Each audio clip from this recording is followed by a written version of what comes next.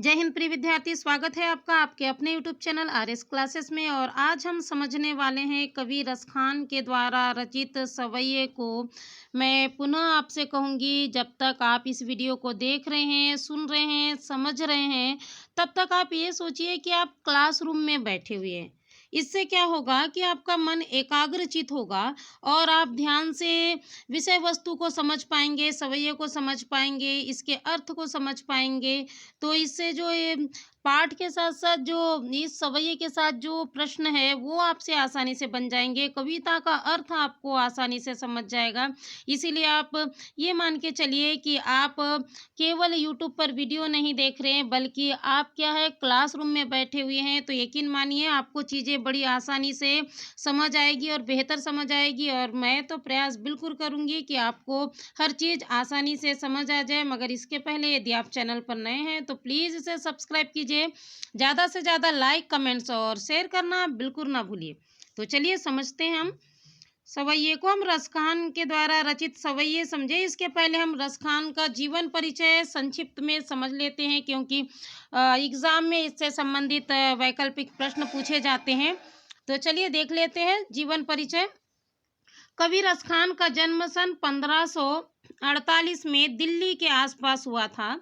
इनका वास्तविक नाम सैयद इब्राहिम था। इन्होंने कृष्ण भक्ति से मुग्ध होकर गोस्वामी विट्ठलनाथ से दीक्षा ली और ब्रजभूमि में जा बसे। सन 1628 के लगभग इनकी मृत्यु हुई। सुजान रसखान और प्रेम वाटिका इनकी उपलब्ध कृतियां हैं। रसखान की भक्ति केवल कृष्ण के प्रति नहीं, बल्कि कृष्ण भूमि के प्रति भी है। रसखान के काव्य में कृष्ण के रूप माधुरी, ब्रज महिमा, राधा कृष्ण की प्रेम लीला का मनोहारी वर्णन मिलता है। इन्होंने सरल एवं मनोरम ब्रज भाषा का प्रयोग किया है, जिसमें जरा भी शब्द आडंबर नहीं है। यह तो रसखान का जीवन परिचय हमने संक्षिप्त में समझा है। अब एग्जाम में किस तरह के प्रश्न आएंगे आप ये देख लीजिए। एक तो रसखान का जीवन परिचय आपसे पूछा जा सकता है, या फिर ये पूछा जा सकता है कि रसखान का जन्म कब और कहाँ हुआ। अत्यधिक महत्वपूर्ण जो प्रश्न है, जो बार बार एग्जाम में या प्रतियोगी परीक्षा में पूछा जाता, वो है कि रसखान का वास्तविक नाम क्या था। ठीक है, तो आपको यह पता होना चाहिए। साथ ही रसखान ने किससे दीक्षा ली, यह आपको पता होना चाहिए। रसखान की रचनाओं का नाम क्या है और रसखान की काव्य भाषा कौन सी है। मुझे उम्मीद है यदि आपने इस जीवन परिचय को ध्यान से यदि समझा है, तो आपसे सारे प्रश्न जो मैंने अभी कहा है वो आसानी से बन जाएंगे। और नहीं बनते हैं तो प्लीज़ कमेंट बॉक्स में मुझे लिखकर बताइए। मैं बिल्कुल आपको इन सवालों का जवाब दूंगी। तो चलिए अब समझते हैं हम सवैये को। मानुष हो तो वही रसखान, बसो मिली गोकुल गाँव के ग्वालन। जो पशु हो तो कहाँ बस मेरे, चरो नित नंद के धेनु मंझारन। पाहन हो तो वही गिरि को, जो धर्यो कर छत्र पुरंदर कारण। जो खग हो तो बसेर करो, मिली कालिंदी कुल कदम्ब की डारन।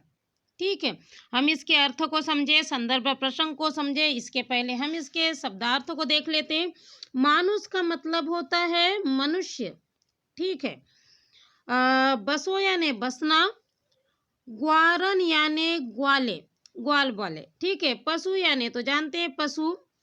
चरो यानी चरना, नीत यानी हमेशा, नंद यानी बाबा नंद, धेनु का मतलब गाय, मंझारन यानी होता है बीच में, पाहन का मतलब पत्थर, गिरी यानी पर्वत, धरे यानी धारण करना, पुरंदर का मतलब होता है इंद्र, खग यानी पक्षी, बसेरो यानी बसना, कालिंदी का मतलब होता है यमुना नदी।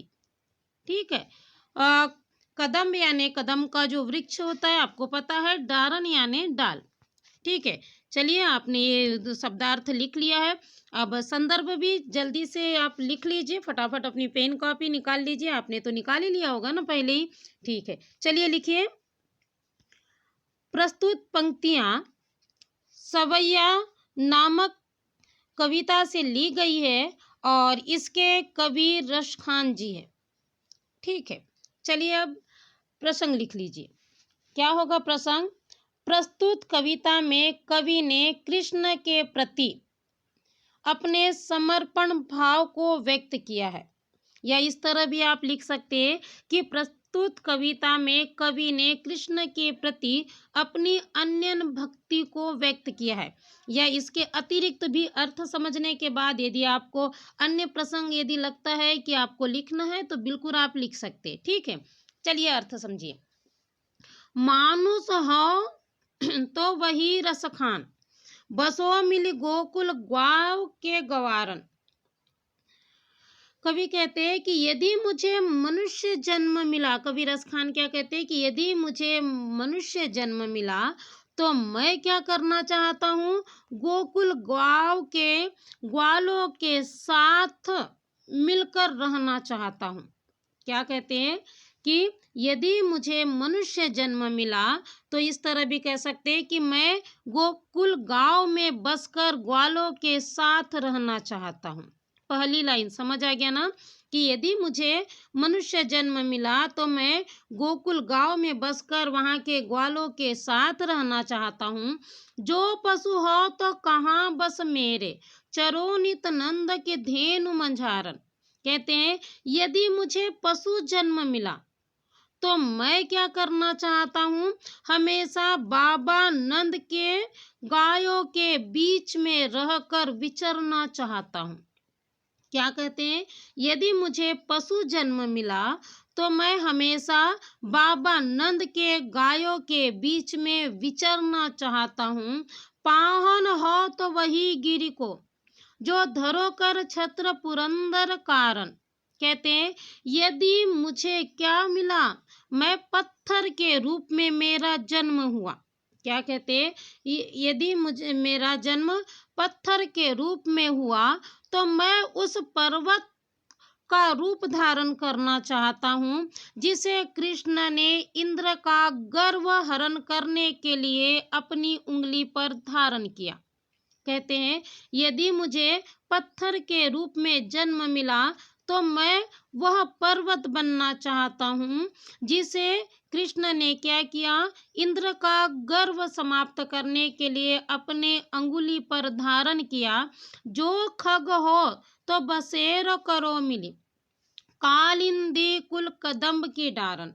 कहते हैं यदि मुझे पक्षी का जन्म मिला, क्या कहते हैं कवि रस खान, यदि मुझे पक्षी का जन्म मिला तो मैं यमुना नदी के किनारे कदम की डार पर बसेरा बनाकर रहना चाहता हूँ। यदि मुझे पक्षी के रूप में जन्म मिला तो मैं यमुना नदी के किनारे कदम की डाल पर बसेरा बनाकर रहना चाहता हूँ। आ गया ना अर्थ समझ में। चलिए एक बार फिर से देख लेते हैं क्या कहते हैं कवि। पहली लाइन देख लीजिए कि रसखान कहते हैं यदि मुझे मनुष्य के रूप में जन्म मिला तो मैं गोकुल गांव में बसकर क्या करना चाहता हूँ, वहां के ग्वालों के साथ रहना चाहता हूँ। दूसरी लाइन देखिए क्या कहते हैं, यदि मुझे पशु के रूप में जन्म मिला तो मैं हमेशा बाबा नंद के गायों के बीच रहकर विचरना चाहता हूँ। तीसरी लाइन देखिए, यदि मुझे पत्थर के रूप में जन्म मिला तो मैं वह पर्वत बनना चाहता हूँ जिसे कृष्ण ने इंद्र के अहम को या अहंकार को या घमंड को समाप्त करने के लिए अपनी उंगली पर धारण किया। और अगली लाइन देखिए कहते यदि मुझे पक्षी के रूप में जन्म मिला तो मैं क्या करना चाहता हूँ, यमुना नदी के किनारे कदम की डार पर बसेरा बनाकर रहना चाहता हूँ। मुझे उम्मीद है आपको आसानी से अर्थ समझ आ गया होगा। विशेष क्या होगा, कृष्ण के प्रति अन्य भक्ति का वर्णन किया गया है, साथ ही क्या है ब्रज भाषा है और शांत रस है। ठीक है, और सवैया छंद भी है। चलिए अगला जो सवैया उसे समझते हैं। या लकुटी अरु कामरिया पर राज तिहु पुर को तजी डारो, आठों सिद्धि नौ निधि के सुख नंद की गाय चराई बिसारो। रस खान कबो इन आखिन सो, ब्रज के बन बाग तड़ाग निहारो। कोटि के ये कल धोत के धाम, करील के कुंजन ऊपर वारो। ठीक है, तो चलिए इसके शब्दार्थ देख लेते हैं हम। लकुटी यानी होता है लकड़ी, ठीक है, या लाठी। कामरिया यानी कंबल। तिहु यानी तीनों। पूर यानी लोग। तजी यानी त्यागना। डारो यानी डालना। आठों सिद्धि यानी 8 तरह की सिद्धियां होती है, आपके बुक में बिल्कुल दी हुई है, देख लीजिएगा।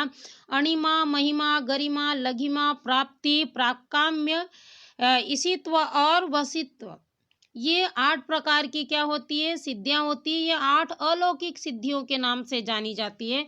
9 निधि यानी 9 तरह का जो धन है, कौन कौन सा है? पद्म है, महापद्म है, शंख है, मकर है, कच्छप है, मुकुंद है, कुंद है, नील है और खर्व है। ये कुबेर जो है धन के देवता, उनकी 9 निधियां है, ये कहलाती है। सुख यानी तो जानते हो, चराई यानी चराना, बिसारो यानी भूल जाना, आखिन यानी आँख, तड़ाग यानी तालाब, निहारो यानी देखना, कोटिक यानी करोड़ों, कलधोत यानी सोने से बने, धाम यानी घर, करील के यानी होता है कांटेदार झाड़ी, कुंज यानी उपवन। ठीक है, वारो यानी समर्पित कर देना, नेछावर कर देना। आपने शब्दार्थ समझ लिया है। संदर्भ तो एक जैसा होगा, प्रसंग क्या होगा, आप वही प्रसंग लिख लीजिए कि कृष्ण के प्रति अन्य भक्ति का क्या किया गया है, वर्णन किया गया। चलिए अर्थ देखते हैं। या लकुटी अरु कामरिया पर राज तिहु पुर को तजी डारो। कवि रस खान जी कहते हैं कि मैं ग्वालों की लाठी एवं कंबल पर क्या करना चाहता हूँ, ब्रजगांव के ग्वालों की लाठी और कंबल पर तीनों लोकों के सुख को समर्पित कर देना चाहता हूँ, या कर दूंगा। क्या कहते हैं कि मैं ब्रजगांव के ग्वालों की किस पर, लाठी एवं कंबल पर क्या कर दूंगा, तीनों लोकों के सुख को त्याग दूंगा, या तीनों लोकों को त्याग दूंगा। 8 सिद्धि 9 निधि के सुख, नंद के गाय चराई बिसारो, कहते हैं मैं 8 प्रकार की सिद्धियां और 9 निधि को क्या कर सकता हूँ, बाबा नंद के गायों को चराने में भूल सकता हूँ। क्या कहते हैं कि मैं 8 प्रकार की सिद्धि और 9 निधि के सुख को बाबा नंद की गायों को चराने के लिए क्या कर सकता हूँ, त्याग सकता हूँ। आप इस तरह भी कह सकते हैं ना कि मैं 8 प्रकार की सिद्धियों 9 निधि के सुख को बाबा नंद के गायों को चराने के सुख में क्या कर सकता हूँ, त्याग सकता हूँ। रस खान कबो इन आखियन सो, ब्रज के बन बाग तड़ाग निहारो। कवि रस खान जी कहते हैं कि मैं तो हमेशा अपनी इन आंखों से ब्रज के वन, बाग और तालाब को देखते रहना चाहता हूँ। क्या कहते हैं कि मैं तो हमेशा अपनी इन आंखों से ब्रज के वन, बाग और तालाब को देखते रहना चाहता हूँ। कोटि के ये कल धोत के धाम, करील के कुंज ऊपर वारो, कहते हैं मैं करोड़ों सोने के भवनों को, क्या कहते हैं कवि, ध्यान दीजिए, मैं करोड़ों सोने के भवनों को कहाँ के, गोकुल के कटीली झाड़ियों पर नेछावर कर दूंगा, या कर देना चाहता हूँ। क्या कहते हैं, मैं करोड़ों सोने के धामों को गोकुल के किस पर, कटीली झाड़ियों पर क्या कर दूंगा या कर देना चाहता हूँ, नेछावर कर देना चाहता हूँ। ठीक है, फिर से इन 4 लाइन का अर्थ देख लीजिए आप। क्या कहते हैं कवि कि मैं ग्वालों की लाठी एवं कंबल पर तीनों लोकों के जो सुख को त्याग देना चाहता हूँ, या उसे निछावर कर देना चाहता हूँ। मैं क्या चाहता हूँ, 8 प्रकार की सिद्धि और 9 निधि के सुख को बाबा नंद के गायों को चराने के लिए क्या कर दूंगा, त्याग दूंगा या त्याग देना चाहता हूँ। कवि रसखान जी कहते हैं कि मेरी आंखें हमेशा ब्रज के वन, बाग और तालाब को ही क्या करना चाहती है, देखना चाहती है। मैं करोड़ों सोने के भवनों को क्या कर दूंगा, ब्रज की बाग के कटीली झाड़ी पर नेछावर कर दूंगा। ठीक है, अब इसमें विशेष क्या होगा, अर्थ तो समझ आ गया ना। जिन्हें समझ नहीं आया तो प्लीज मुझे कमेंट बॉक्स में लिख के जरूर बोलिएगा। ठीक है, यहाँ पर क्या होगा, या लकुटियर कामरिया पर राज तिहु पुर को तजिडारी अनुप्रास अलंकार है। साथ ही कृष्ण के प्रति क्या है, अन्यन भक्ति का वर्णन किया गया है, शांत रस है और ब्रज भाषा भी है। ठीक है, चलिए आगे समझते हैं अगला जो सवैया है, और साथ ही सवैया छंद भी है।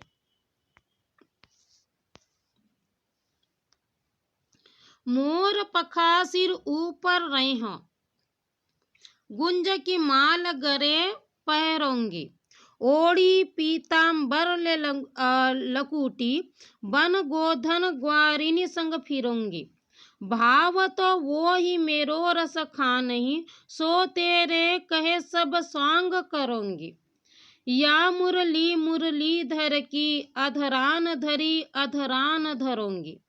ठीक है, इसके संदर्भ को तो आपको पता है, प्रसंग मैं बताऊंगी। इसके पहले हम इसके शब्दार्थ देख लेते हैं। मोर पखा यानी माफ कीजिए, मोर के पंख, राखी यानी रखना, गुंज यानी एक तरह का बीज होता है गुंज, ठीक है, जिसकी माला बनाई जाती है।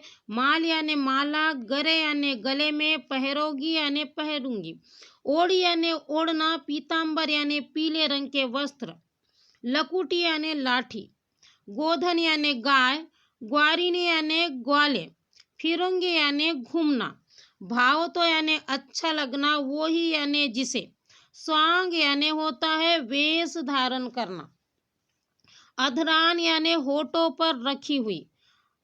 ठीक है, या उसको कह सकते हैं मुरली, अधरान यानी मुरली, अधरा यानी होठ। ठीक है, धरोंगी यानी धारण करना। अब आप प्रसंग लिख लीजिए, आपने शब्दार्थ देख लिया ना, प्रसंग लिख लीजिए। लिखिए प्रसंग क्या होगा। इस छंद में कवि ने कृष्ण के रूप सौंदर्य के प्रति गोपियों की उस मुग्धता का चित्रण किया है जिसमें वे स्वयं कृष्ण का रूप धारण कर लेना चाहती है। फिर से देखिए, लिख लीजिए। प्रस्तुत पंक्तियों में या छंद में कवि ने कृष्ण के रूप सौंदर्य के प्रति गोपियों की उस मुग्धता का चित्रण किया है जिसमें वे स्वयं कृष्ण का रूप धारण कर लेना चाहती है। ठीक है, चलिए अर्थ समझते हैं। मोर पखा सिर ऊपर राखी हो, गुंज की माल गरे पहरोंगी। क्या कहती है गोपियां कि मैं क्या करूंगी या हम क्या करेंगी, अपने सर पर मोर के पंखों को धारण करेंगी। क्या कहती है, हम अपने सर पर मोर के पंखों का मुकुट धारण करेगी। इस तरह भी कह सकते हैं आप, गुंज की माल गरे पहनेगी और गले में गुंजों की माला पहनेंगी। क्या कहती है गोपियां, फिर से एक बार देख लीजिए कि हम अपने सर पर मोर मुकुट को धारण करेंगी और गले में क्या पहनेंगी, गुंज की माला पहनेंगी, ओढ़े पीताम्बर ले लकुटी, लकुटी माफ कीजिए, बन गोधन ग्वारिन संग फिरोंगी। कहते हैं कि पीले पीताम्बर यानी पीताम्बर को ओढ़कर और साथ में क्या किसे लेकर, लाठी को लेकर हम क्या करेंगे, गायों एवं ग्वालों के साथ घूमते रहेंगे। क्या कहती हैं कि पीताम्बर को धारण करके और साथ ही लाठी लेकर हम गायों एवं ग्वालों के साथ घूमती रहेंगी। भाव तो वही मेरे रस खान ही सो, तेरे कहे सब सांग करूंगी। कहते जो हमारे कृष्ण को अच्छा लगेगा। कवि रसखान क्या कहते हैं, क्या कहती गोपियां कि जो हमारे कृष्ण को अच्छा लगेगा हम वही सब सॉन्ग करेंगी या वही वेश धारण करेंगी। या मुरली मुरलीधर की, अधरान धरी अधरान धरोगी। कहती है किंतु कृष्ण ने जिस मुरली को अपने होठों पर धारण किया है उसे हम अपने होठों पर नहीं रखेंगी। क्या कहती है कि कृष्ण ने जिस मुरली को अपने होठों पर धारण किया है हम उसे अपने होठों पर नहीं रखेंगी। फिर से एक बार अर्थ समझ लीजिए।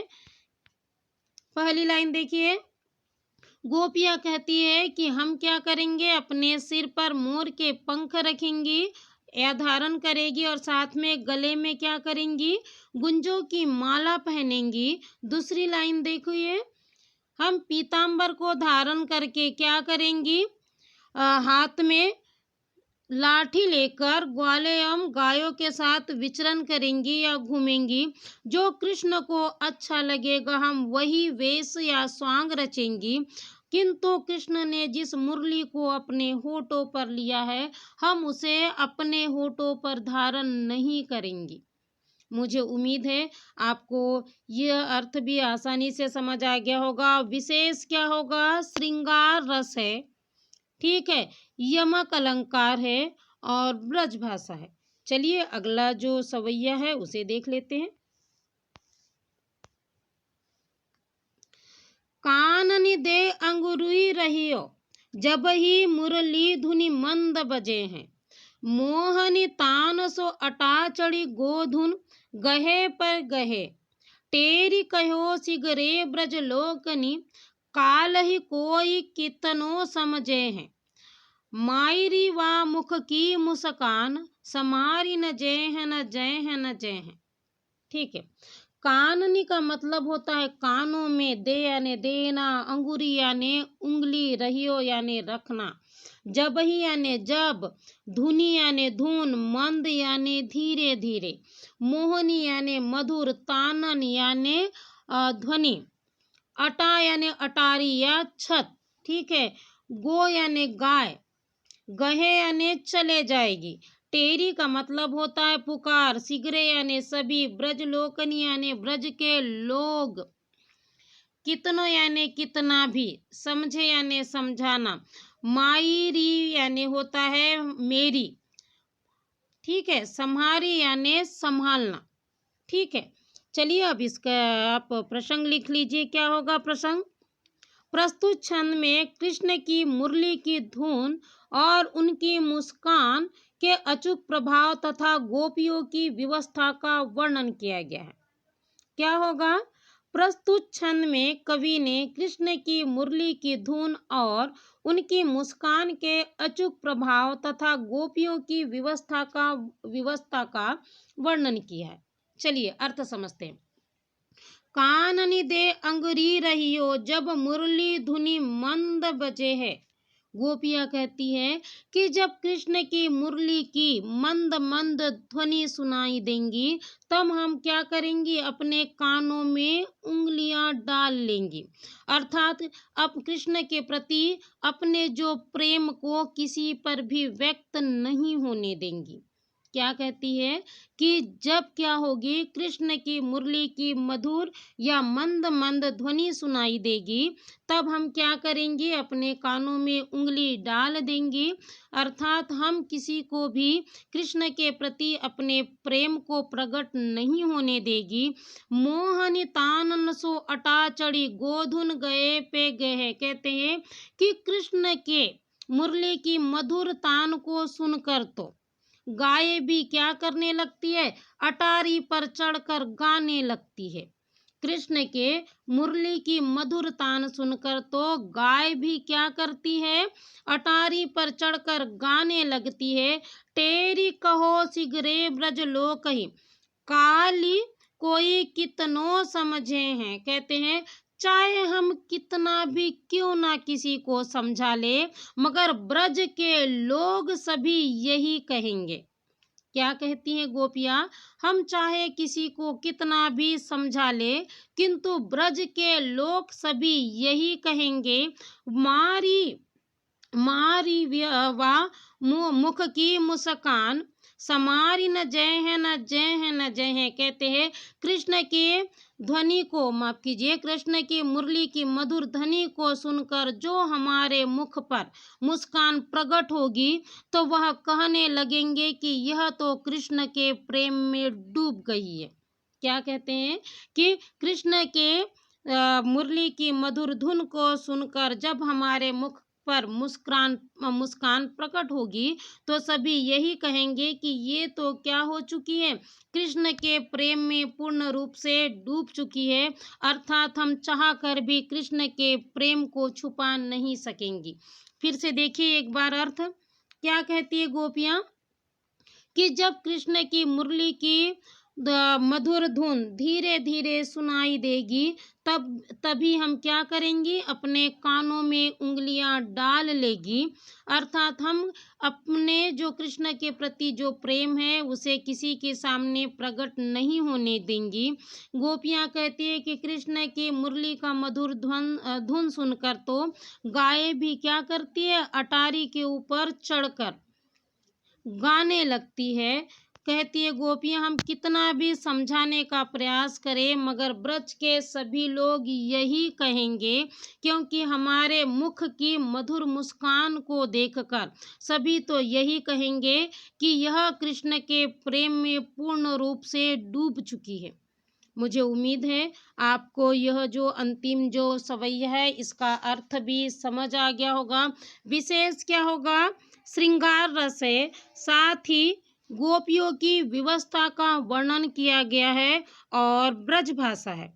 इस तरह हम जो 4 जो सवैया है इसमें हमने देख चुके हैं और मुझे उम्मीद है आप यदि आपको आसानी से अर्थ समझ आ गया है तो इससे संबंधित जो प्रश्न भी है वह आपसे आसानी से बन जाएँगे।